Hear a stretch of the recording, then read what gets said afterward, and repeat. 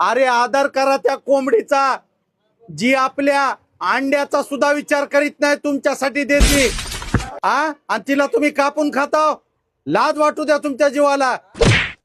अजिबात कोंबडीला तुम्ही कापायचं नाही. हिला जीव नाही का? अहो तुम्ही एखाद्या प्राण्याला कापून खाता, लाज वाटत नाही तुम्हाला? हिला जीव नाही का? हिचा बॉयफ्रेंड नसतील का? हिला नवरा नसेल का? अरे कसं वाटत असन तिथं पिंजऱ्यातून दुसऱ्या कोंबड्या कापताना बघताना. एवढे कसे निर्दय झाला तुम्ही नॉनव्हेज खाणाऱ्यांनो. या व्हिडिओच्या माध्यमातून एकच सांगणं आहे तुम्हाला, नॉनव्हेज खायचंय तर स्वतःचा हात कापून खा. कोंबड्याला का मारता? बिचारी कोंबडी आहे, काहीतरी म्हणाली का?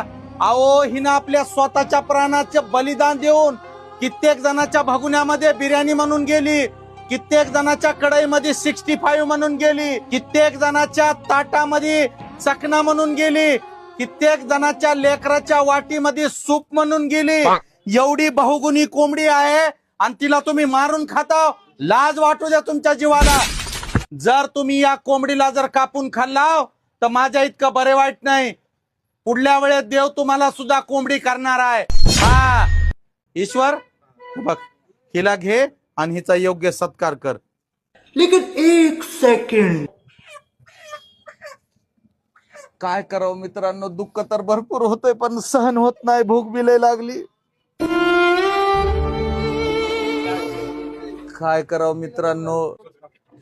तुमची कोंबडी रेडी आहे. ईश्वर काळजी घे कोंबड्याची, मुक्या प्राण्याचा जीव फिव घेऊ नको. हा जातो. मित्रांनो आता कोंबडीनं जर जीव दिला तर तिला बिर्याणी मध्ये तर टाकावं लागेल का नाही? माझ्या मनात बिलकुल पाप नाही, पण ह्या बिचारीनं जी प्राणाची आहुती दिलेली आहे त्याचा मला नितांत आदर आहे.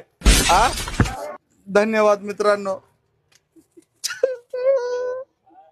कोंबडीनं माझ्यासाठी जीव दिला, मला तिचं खरंच नवल वाटतंय.